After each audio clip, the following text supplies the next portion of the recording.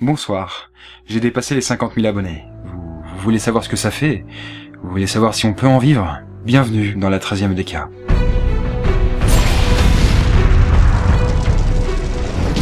Dans cette EDK, je ne parlerai pas de mon roman, je le ferai plutôt dans la prochaine EDK. Bon alors, comment ça va vous? La famille? Les amis? Bon ok. Alors, allons à l'essentiel. Mon nombre d'abonnés n'augmente pas en ce moment. Non, il explose. Il crève le plafond. Tiens, regardez ma courbe de croissance depuis 1 an. Vous avez vu, hein, c'est flippant. Hein. Mais à quoi est-ce dû?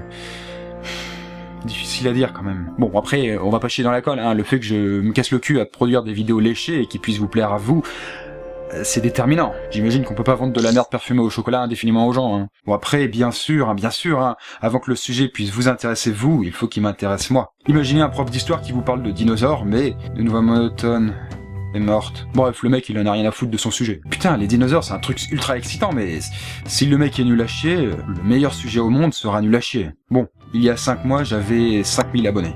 À ce moment-là, je regardais mes stats, hein, super, hein, et je gagnais 50 abonnés par jour. Et j'étais en train de me dire, ouais, mais putain, quand je vais atteindre les 100 par jour, ça va être tendu. Bon, 5 mois plus tard, je franchis la barre des 50 000, et je fais aujourd'hui 1500 abonnés par jour. Ce qui fait presque 50 000 abonnés par mois. Vous vous rendez compte que ça veut dire que si on reste à cette vitesse de croisière, dans un peu plus d'un mois, j'atteindrai les 100 000 abonnés.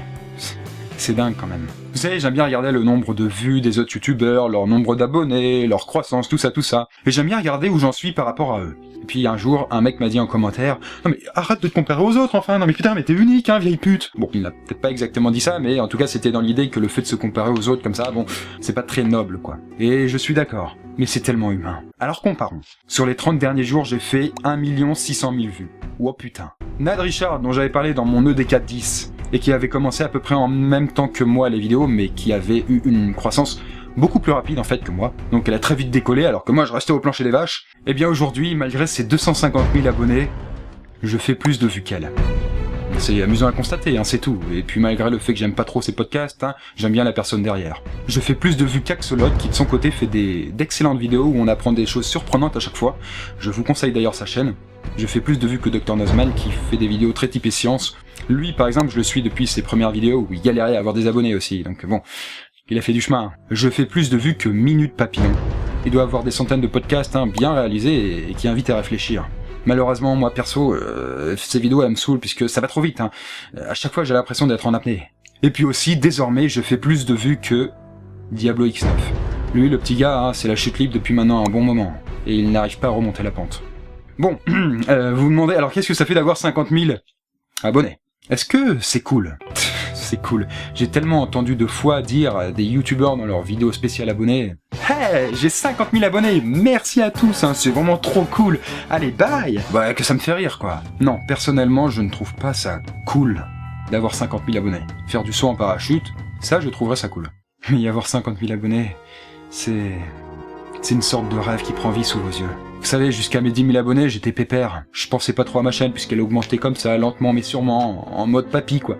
Mais après, quand je l'ai vu exploser, j'ai pris conscience que tout allait s'accélérer, que tout allait changer.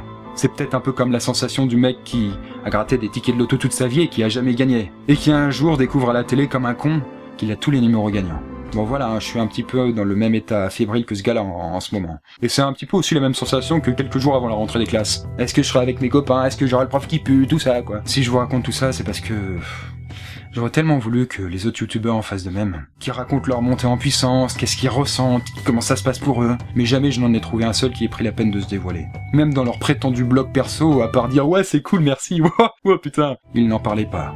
Rien du tout. Alors, à mes 10 000 abonnés, je vous avais dit que je recevais en moyenne 15-20 messages privés par semaine. Aujourd'hui, à 50 000 abonnés, c'est 10 fois plus. C'est-à-dire entre 150 et 200 messages privés par semaine. Je les lis toujours tous et jusqu'à preuve du contraire, j'ai toujours répondu à tous, même si parfois ça peut être avec une semaine de retard. Quand j'étais plus jeune, j'ai souvent envoyé des messages à des youtubeurs que j'admirais pour leur dire « T'es trop cool, ouais, super, nanana. » Mais bon, voilà, j'ai rarement eu de réponse, quoi. Après, bon, qu'on soit clair, hein, je ne vous encourage pas à m'écrire en privé. Même si, bon, évidemment, c'est pas désagréable, hein, mais ça me prend vraiment de plus en plus de temps. Et je sais pas comment je ferai quand j'aurai des centaines de milliers d'abonnés, quoi, très franchement. Si vous regardez mes vidéos, que vous en parlez autour de vous, quand vous en avez l'occasion, moi ça me va. Et j'irais même jusqu'à dire que si vous utilisez Adblock, ça me va aussi. Même si je sais que bon, voilà, je ne serai pas monétisé avec vous, quoi. Et puisqu'on en parle, une question importante, est-ce que je peux vivre de ma chaîne YouTube maintenant? Eh bien, désormais, la réponse est oui. Après, comme je le disais dans ma vidéo sur le salaire des youtubeurs, ce n'est pas le nombre d'abonnés qui compte, mais le nombre de vues. Mais moi, aujourd'hui, très clairement, je fais assez de vues. Si on part du principe, je fais tous les mois 1 600 000 vues, je peux me faire un SMIC.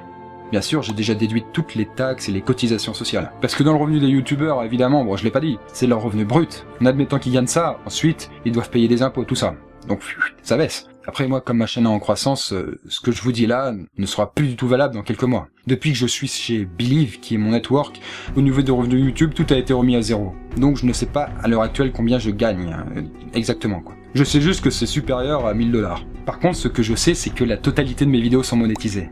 Y compris celle sur le salaire des youtubeurs qui fait le plus de vues. Alors qu'avant d'être chez Believe, j'avais plein de vidéos qui ne l'étaient pas, quoi. Bon, apparemment, je n'avais pas vraiment de problème de droit d'auteur, il y a personne qui était venu et qui me dit « ça c'est à moi, pauvre con !» Mais c'est juste que YouTube, jusqu'ici, ne me prenait pas au sérieux quand je lui disais « j'aimerais bien monétiser cette vidéo », il me disait « ah, mais t'es qui, toi ?» Maintenant que je suis chez un network, il dit « ouais, bah c'est bon ». Bon, en gros, c'est ça l'histoire. Cela dit, je ne suis payé par Believe que tous les 3 mois. Donc je ne toucherai mon premier virement que début octobre.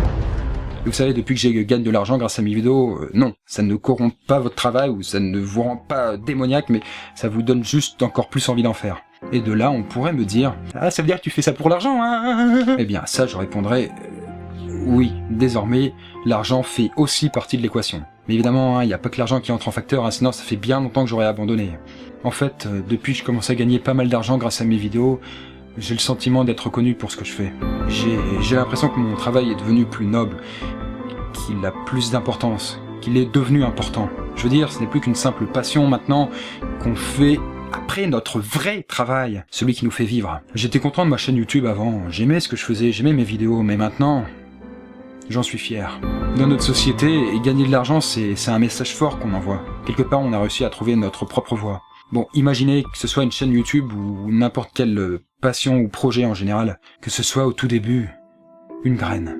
Cette graine, vous allez la planter dans la terre, et si vous créez des vidéos, elle va commencer à grandir, elle va former une branche et des feuilles. Si vous plantez votre graine dans un climat froid, elle va pas beaucoup grandir par contre. Autrement dit, ça veut dire que vos vidéos, ce que vous faites, n'a pas rencontré son public. Ou peut-être que ce public n'existait pas, que vous faites n'est pas assez bon. En tout cas, c'est un mauvais climat. C'était le cas de mes anciens mini-cours. Je trouve que le climat était trop froid. Au début, j'ai persévéré dans ce climat rude, mais ma graine devenue arbuste ne grandissait pas beaucoup, voire il était gelé. J'ai donc, l'année dernière, décidé d'arracher l'arbuste et de trouver un nouveau climat pour lui. J'abandonne les mini-cours. Super comme intro, pas vrai? Et par chance, il se trouve que j'ai trouvé ce climat. Ce climat, c'est mes trucs à Chris, qui ont rencontré leur public. Et je remarque alors que mon arbuste, dans ce nouveau climat, avec ses nouvelles vidéos, qu'il grandit beaucoup plus vite. Il croît. Et c'est bon signe, c'est bon signe. Alors je continue, je passe tellement de centaines d'heures de boulot avec lui, à le peaufiner, à le tailler, tout ça, que bon évidemment on l'aime. Et puis aujourd'hui, bon bah on peut le dire, hein, mon arbuste est devenu un arbre. Et des fruits sont apparus à ses branches. Jusqu'alors j'étais obligé d'aller manger les fruits d'autres arbres pour vivre. Mais désormais je peux manger les fruits de mon arbre, celui que j'ai vu naître et grandir. D'ailleurs, d'où l'expression, hein, récolter les fruits de son labeur. Et quand j'ai annoncé à mes parents, puisque je vis encore chez eux, que je pouvais désormais vivre de ma chaîne YouTube, puisque jusqu'ici je faisais encore un boulot d'animateur, quoi, dans les écoles, leur première réaction a été, la surprise, quoi. Puis ma mère s'est exclamée tout à coup. Mais pendant ce temps, moi je me casse le cul à me lever tous les jours à 6 heures. Le problème, c'est qu'elle n'a jamais planté de graines. Elle n'a jamais pris le risque d'en planter une. Alors forcément, hein, elle n'a jamais eu son propre arbre à elle. Toute sa vie, elle s'est occupée de l'arbre de quelqu'un d'autre. Et en retour, il l'autorisait à manger ses fruits. Planter sa graine et rêver qu'un jour ça devienne un arbre fruitier, c'est un pari, puisqu'il faut passer beaucoup de temps à l'entretenir. Et le planter dans le bon climat aussi, c'est-à-dire faire des choses qui plaisent aux gens. Mais la plupart des arbustes en fait meurent avant d'avoir été adultes. La plupart des chaînes YouTube et des entreprises en général n'arrivent pas à maturité et finissent par mourir pour des tas de raisons. Et nous, c'est-à-dire nous, tout le monde quoi, dans le paysage YouTube, voit des arbres gigantesques et robustes. Des arbres nommés Cyprien, Joueur du Grenier, Antoine Daniel. Et comme ils prennent toute la place, on croit que c'est ça la forêt. Alors que la forêt, si on baisse les yeux, on voit surtout qu'elle est composée d'arbustes. Donc voilà, Poisson Fécond est devenu un arbre qui produit des fruits. Et j'en suis fier. Je suis sûr qu'avec le temps, ça deviendra un très grand arbre. Mais je vois aussi autre chose dans le paysage. Un autre arbre.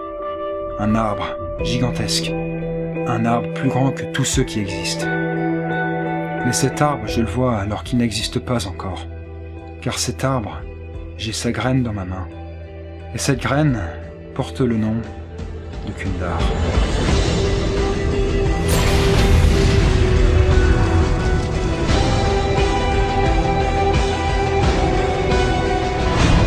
Je terminerai sur le fait qu'en septembre, octobre, je souhaite déménager et voler mes propres ailes. Et aussi planter la graine du Kundar, merde. Actuellement, j'habite encore à Paris avec mes parents et mon petit frère. Mais j'ai une ville en tête depuis longtemps. Lyon. Et pour commencer, j'aimerais m'y installer en colocation. Alors si vous êtes intéressé de m'avoir comme coloc ou que vous connaissez des gens intéressés, vous avez plus d'infos dans la description de la vidéo. Quant à moi, je pars une semaine en vacances, je vais à l'océan, tout ça, me jeter dans les vagues, donc je ne pourrai répondre que dimanche. Ciao.